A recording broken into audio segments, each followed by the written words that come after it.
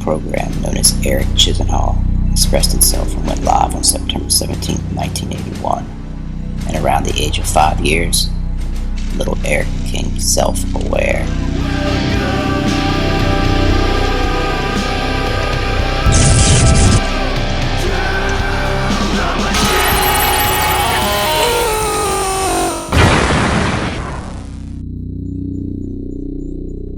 I feel like I was a pretty lucid child. I have distinct memories of experiencing moments of total awareness before the age of 6. I remember feeling paralyzed under the concept of now. Is now? This is happening now? What is now? What is real?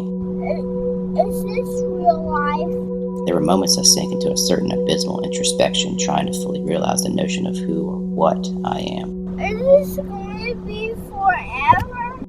When does a child become self-aware? They go about their days hearing and speaking, touching and interacting, but are they fully conscious? I carried this existential predisposition into my teenage years and channeled it through savage drug abuse. My analytical nature required an overenthusiasm for hallucinogens especially. I've said before that you can take a drug that will expand your consciousness for just one night, but when you come down, your consciousness will restrict back to baseline, leaving you with just a surreal and hazy recollection of how it was, what you were thinking, what you were seeing. Or you can truly expand your consciousness naturally and live there on a permanent basis. So one night when I was 13, I believe I saw life for what it truly is. A digital computer simulation. A pixelated virtual reality rendering made to represent physical reality.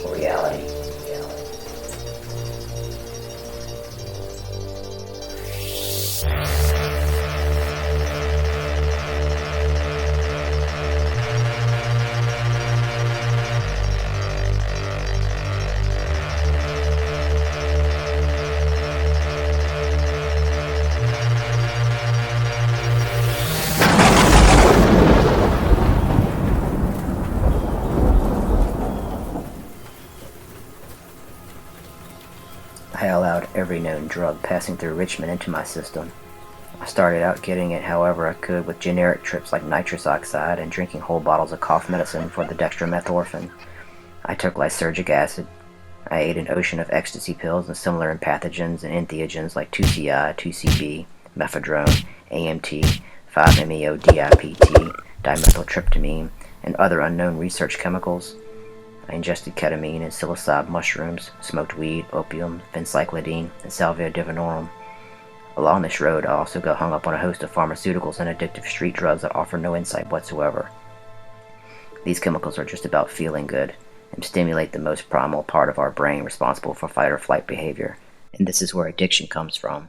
The addict does the reprehensible things he does to get high because, for him, it's survival. This is where I divide drugs into two categories, mind expanders or soul crushers, and you know which ones are which right away.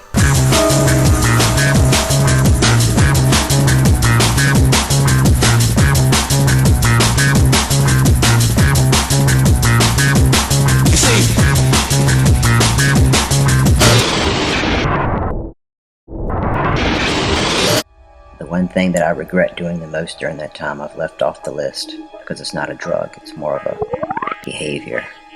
When I was 13, a kid at school from one of the bad neighborhoods made the suggestion that maybe I'd go huff gas sometime. So when I got home that day, I did. Before I'd ever even smoked weed, I was intentionally hyperventilating into a gas tank nozzle in my garage on a weekly basis.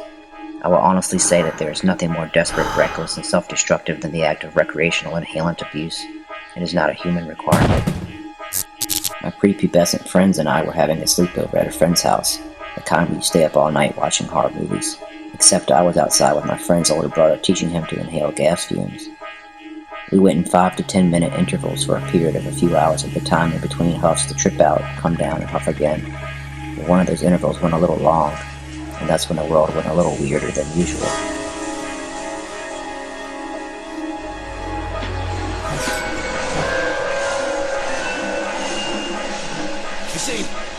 You see.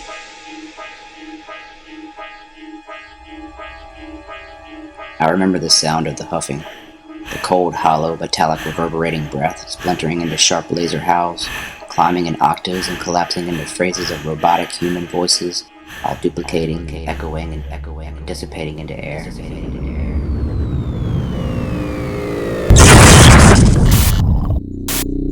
But then there was the spiral. I don't know if I looked up to see it or if the spiral became me. Blue and yellow, orange, green. Then pitch black, dark, empty template, negative space devoid of light or mass. There was no vision, no eyes, head, arms, legs, body. I wasn't seeing, it just was. Then, the symbol, a curved rectangle, 3 oblong forms stamped in the center. It sat, blinking. The symbol darted off, replicating itself as it went, through the empty black panel from bottom left to farthest right, then jumped up in front of itself, then shot off, dragging itself behind to the farthest left to jump up to dart right again, always replicating as it went. It did this for eternity. All the while the cacophony of electrical pulses rises and plunges in the hellish symphony of screeching digital dissonance. I am lost. I become aware that I am the symbol. I am aware of the fact that I am creating the world. I did this for eternity. I had almost filled the panel up to the middle point with replicas of myself when I'm made aware of a voice. Echoing and duplicating and buzzing and echoing and duplicating and buzzing. I'm familiar with the fact that my friend's brother has started his own replication in the same pattern that started from the top and met me in the middle. And when that page was done, we started over. We did this for eternity. Eastern philosophies have stated that life is an illusion for thousands of years, and it is. Science is now mirroring some spiritual ideas in many ways. We know that a physical existence can't be genuine because simply nothing is actually solid. How can it be when something that one may refer to as solid is made of building blocks that themselves are almost nothing but empty space? Atoms, made of a subatomic nucleus orbited by 3 other subatomic particles, proton, electron, neutron. And between these particles there is nothing, just negative space. But wood knocks when you strike it. Why? Matter is merely energy, as everything is. I believe energy and consciousness are the only truth in this reality. Energy is consciousness. Spirit as energy is consciousness. Our spirits are all that truly exists. Spirit, biofield, aura, soul. When you look at a piece of wood, a pair of socks, a ceramic toilet, its true state is a frequency-specific energetic vibration, waves of pure energy, waves of information. Light and energy are fields of information, lines of computer code that our brains, our processors, decode and translate into a solid material world as if it was anything but. Our bodies are an interface between energy info and our brain processors. The computer is taking vibrational information encoded with photons of light and transferring it into electrical info passed to the brain. The brain then decodes the information into an illusory, holographic 3-dimensional world that appears solid. But it's a construct. We are a biological computer program subconsciously reading and interpreting lines of computer code disguised as life. Our bodies are a decoded holographic projection of our own personal energy fields, an electromagnetic field that can be scientifically measured by tech instruments and even photographed.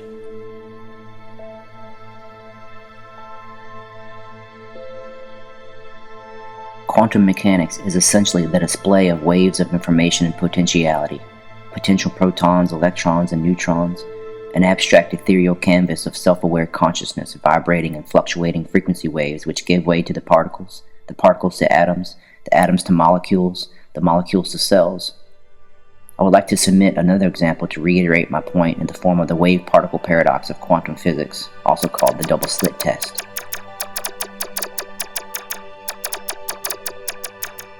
Physicists have been perplexed for years at the fact that a particle or a quantic entity exhibits behavior either like a particle or like a wave, and that they even exist at the same time. Even nuttier, the deciding factor on whether you're dealing with either a wave or a particle depends upon whether you're watching or not. Yikes.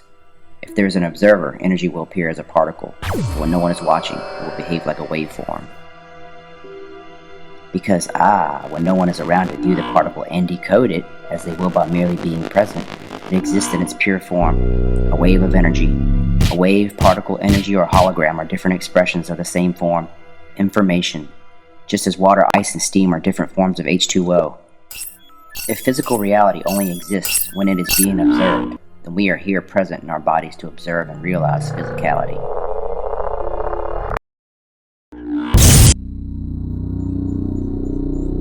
A neuroscientist and neuroanatomist named Jill Bolte Taylor once had a stroke in her left brain and stayed conscious through the ordeal.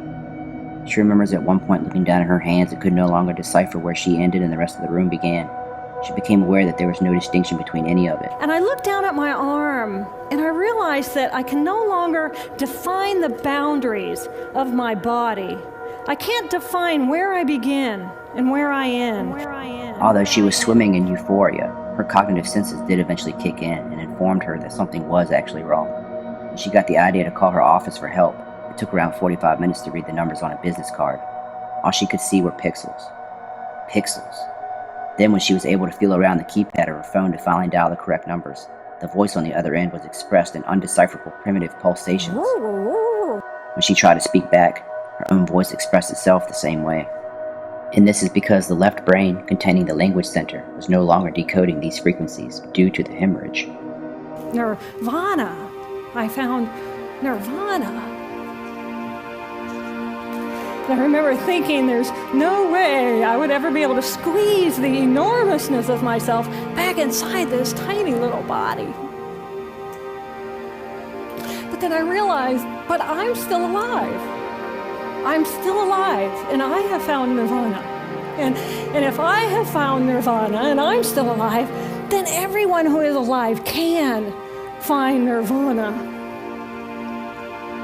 And I pictured a world filled with beautiful, peaceful, compassionate, loving people who knew that they could come to this space at any time and that they could purposely choose to step to the right of their left hemispheres and find this peace. Gas fumes actually contain no psychoactive material. The act of huffing is simply just starving the brain of oxygen. Possibly much of my brain was inactive that night, revealing the true nature of the Matrix. I realize now that the black panel of my gas trip was a computer monitor, and the blinking symbol, a cursor, writing code for the universe. I've always felt like I died a little that night.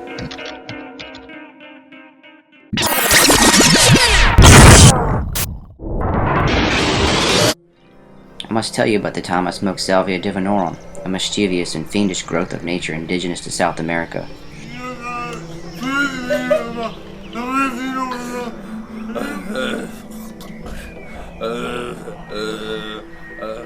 Most drugs simply change your surroundings, albeit drastically, but your feet are still planted on the ground. Then there are two drugs I know of personally that actually take you somewhere, where nothing is recognizable: salvia and dimethyltryptamine, DMT. By the time I exhaled the first hit of salvia, it had already taken hold. I became a part of the ground, the table, the wall surrounding me. I simply cannot describe this experience in great detail or even in human words. It was simply too chaotic. Although, I can tell you what I was told I did. Apparently I walked straight out of the door that leads to my garage, completely ignoring the 6 stairs leading down to the concrete floor. It was like a scene out of Looney Tunes, when the character continues to walk through midair before realizing there is nothing below their feet. Then, zip!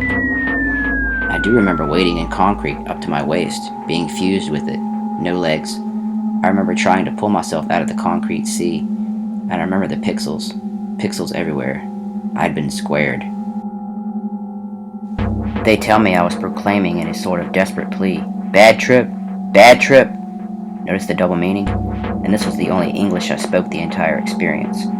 I clawed my way up the stairs, locked arms around a friend's ankles, and began shouting phrases not of nonsensical gibberish, but sounding more like a distinct ancient tongue.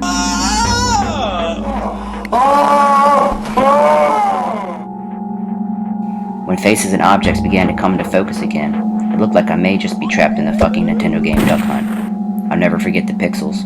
The digital blocky components were everything. I've experienced blocky effects on dextromethorphan, but no one should have to deal with living inside an 8-bit video game from the early 80s.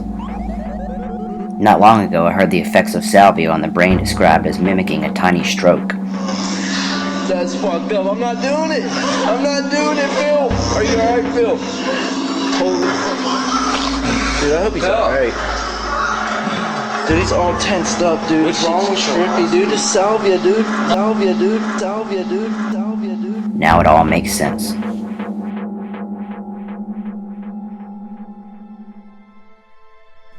Science is now saying that it's all too apparent that the universe, and we along with it, seem to be holographic in nature.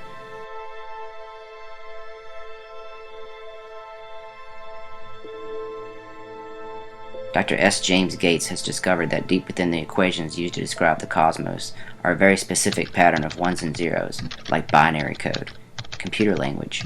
More specifically, he has found doubly, even self-dual, linear binary error-correcting block codes, and this is just a nerdy way of naming codes that are used to correct errors in computer transmissions, like what can be found in search engines that retrieve information.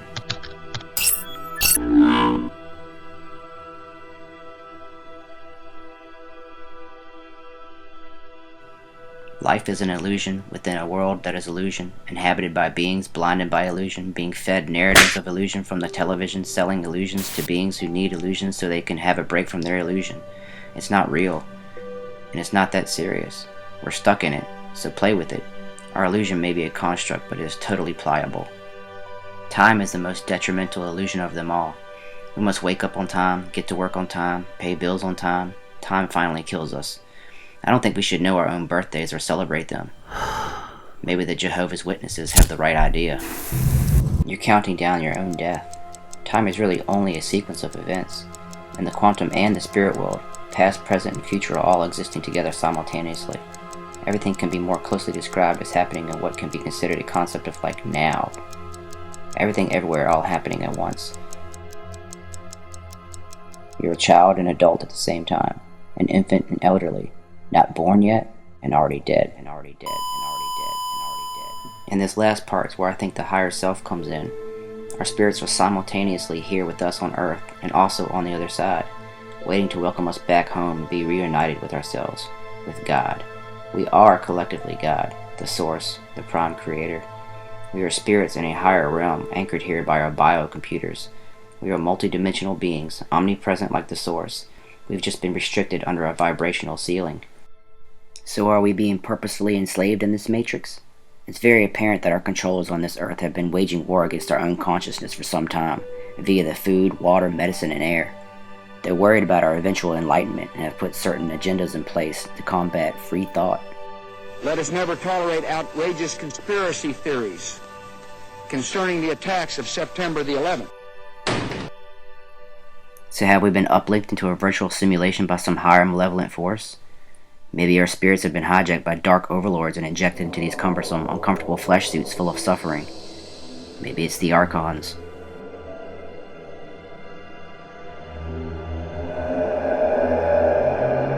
Maybe an afterlife is another illusion because our true existence is supposed to be a reality close to what we think heaven is. So there is no afterlife. What we think is happening when we die is really just escaping the prison. And that's the real world. Are we imprisoned by thousands of prison cells that make up our body? Or is this very numerical program just the way Prime Creator expresses a 3D reality? Mathematics and spirals can be found in all nature in the cosmos.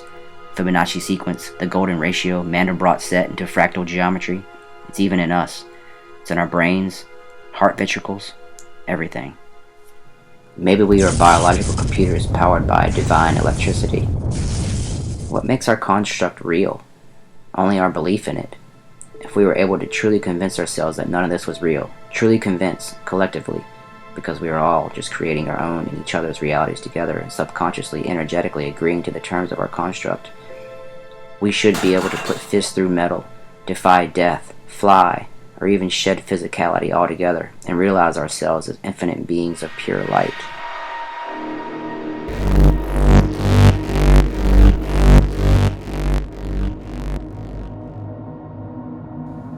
I gave an E-pill of high quality to a girl who had never caught a buzz on any substance before in her life, and nothing happened. I took the same pills and rolled very hard, but she had no reference point, nothing to expect from the drug, and it did not affect her in any way. I was perplexed at the time, but she didn't believe it. After all, that pill essentially only contained encoded information, and she didn't have the energetic understanding to decode the pill for her brain to translate into a psychoactive experience.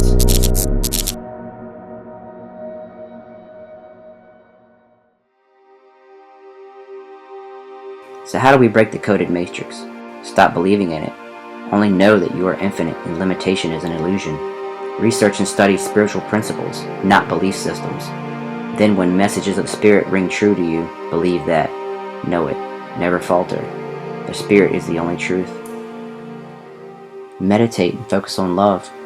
Imagine that white burning star in your heart and send it into the world. Open your heart chakra and let its emerald green radiance enclose around you and protect you from negative influence. Stay guarded, but practice compassion. The spirit is stronger than the matrix. It can never break you if you stay in the heart.